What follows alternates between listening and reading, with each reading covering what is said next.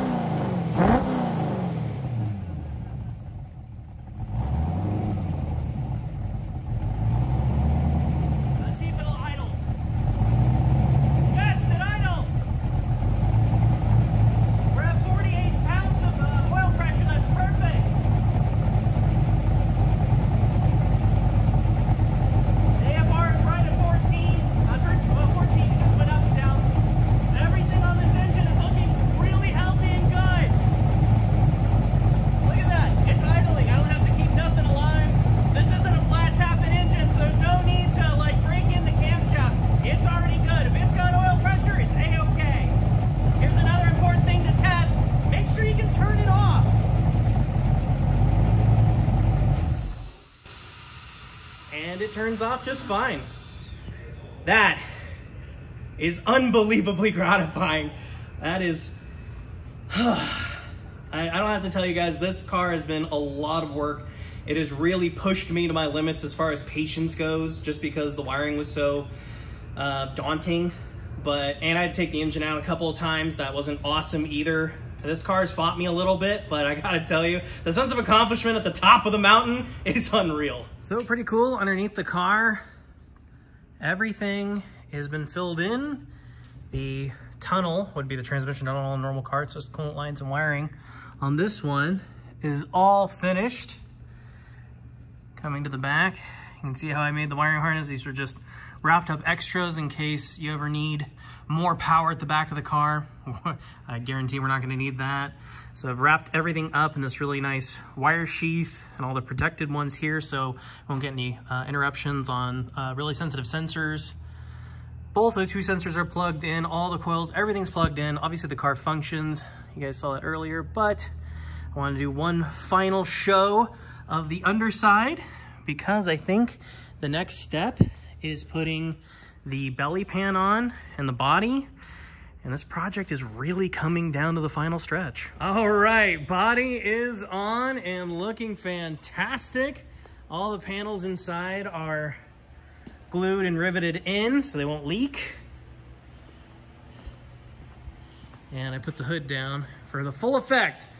Oh yeah, that's looking awesome. Heck yeah. The only thing that was a little bit of a challenge was getting the sides kind of up and over the side, but luckily it cleared the lift just barely. So that's nice. And then I had to take the exhaust back off because the exhaust is going to come here in X pipes, and then it exits through these holes located on either side. And if you're wondering how the rear of the fiberglass is held up, it's just held up like this. So kind of funny how that works. But all in all, not bad. It was not as hard as I thought to drop this on. Heck, I did it all by myself. I mean, with the help of a lift, don't get me wrong, but I did it all by myself, and it was not bad at all. And this car is really coming together. It really looks like something special now, and that's what you want out of a project, right? Something special. This looks awesome. So this is what the underside of the car looks like before we put on the aluminum panels that are going to go here, the belly pan, so to speak. I'm actually really happy with the way everything turned out, the way everything is kind of wrapped and zip tied cleanly away. That really makes me happy in my heart. There's some extra wires here just in case there's other auxiliaries you want to run, oil pump, oil cooler pump, something like that. So there's extra power back here if you need it. There's an O2 sensor, plugs right in, and nothing's close at all to the very short belt for the alternator. That's perfect. Brand new one-wire alternator, charges awesome. Everything really turned out very nicely. So I think it is time to put on the belly pan. After 2 full days of riveting and drilling, the belly pan's on. It is looking very nice. It's gonna provide lots of aerodynamic stability and prevent any road debris getting up into the subframe of the car. Nice and sporty.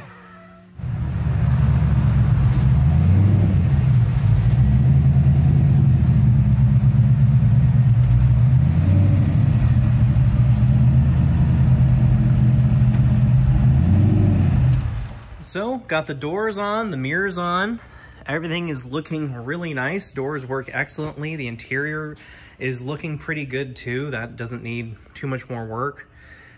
Steering wheel's on, gauges are on, and they work. Those are really, really cool.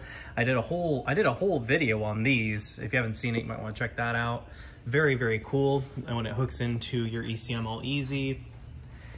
Gas filler's on, and the fuel system's functioning. You can put gas in like a normal car. Rear hatch is on, along with the wing. Looking pretty good. And the hatch functions with a pull in the car, just like a regular car. Braking system obviously functions. Doors are looking good, and they fit so well too. All this fiberglass work was done before me, which is cool. And it's really, really, really coming along. This thing is honestly on the downhill. And it looks really nice. This does not need a whole bunch more money. I think it just needs a lot more time to paint the body and get everything to where it needs to be a fully functioning car.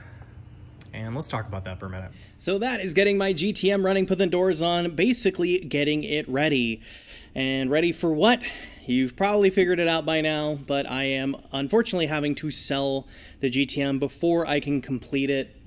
I know that's not ideal, especially for this series, but as my dad always said, work comes first, play comes second, and this thing is definitely in the play category of life. I have a new business venture that's coming up that is going to demand a lot of my time. This project doesn't have a lot left in it when it comes to monetary things, but time-wise, there's a fair bit amount left.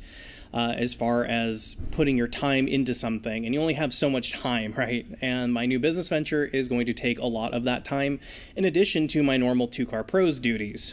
So basically, I'm reprioritizing my life where this fun project car doesn't necessarily fit into it, and that's just personal reasons. I like the car, it's a lot of fun, it has been a lot of fun to build. It's really pushed me to new levels I never thought I'd be at, and I certainly never thought I would own a mid-engined LS-powered supercar, but here we are. That's pretty cool. And I know this thing's going to go to a good home where someone who buys it is going to love it and give it the attention that this car deserves. And I don't have enough time left in my life right now to give this car the attention that it deserves. If you think you are interested in purchasing this vehicle, you can email me, ryan@2carpros.com, or you can pay attention to my socials when I post the link to Bring a Trailer, because if somebody doesn't buy it from me private party, it will be going on Bring a Trailer under their project section. There's not a lot left to be done on this car. Basically, you need to put the rest of the interior in, which is just gluing felt to these aluminum panels, paint it, put the glass in it. That's basically it. And I know it doesn't sound like a lot, but it's going to be a decent time sink for whoever does it, and I really hope whoever gets it really loves it and appreciates how much work I've put into this car. I've put well north of 100 hours into this thing, and I'm glad I have. It's been very fun, very rewarding, but I can't afford to sink any more time into it with my new business venture coming up.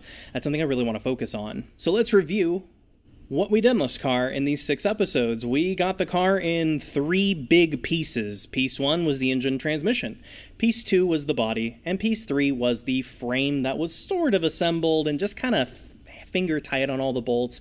I had to go around and basically redo all of that work. Then we put all of the aluminum panels in. Then we put the LS and drivetrain in, made that work, made the brakes work, made the clutch work, had to take the engine transmission back out because the throwout bearing was never properly tightened, the bleed lines to it. So it just leaked brake fluid all over the place for the throwout bearing. So I had to take the engine transmission back out, put that back in. That was a fun day. And wired it, and the wiring took a very long time, but it's all done and it's professionally done. I'm very happy with the way that it turned out. This has my fingerprints all over it, and I'm a very particular person when it comes to wiring. I want it to be a certain way, and I'm actually very happy with the way that the car turned out. And then finally we put the body on, the doors, and made a lot of the electronics work on the car, like the headlights. That was last episode, and we did a lot on this vehicle. There's a lot here. Oh, made the shift cables work, made the shifter work, made the emergency brake work, made the steering work. There's a lot here that didn't get filmed or glorified or anything like that, but trust me, the work has been here and it's been done perfectly to my professional standard. So this car is very, very high quality. Also, it runs and drives and currently has 0.2 miles on the clock. It is a brand new GTM, maybe the last brand new GTM, so that's kind of cool too. If you've been following the series the whole time, thank you so very much for watching. I do apologize I wasn't able to get the car all the way to completion, but like my dad says, work first, play later, and I gotta put work first right now. If you found this video helpful or interesting at all, please consider giving it a like or even subscribing. It really helps the channel out. If you want to go the extra mile, you can click that join button down below as a direct way to help my channel out, and it helps me keep going and doing these videos to help people work on their car for free. Thanks again for watching, and I'll see you next time.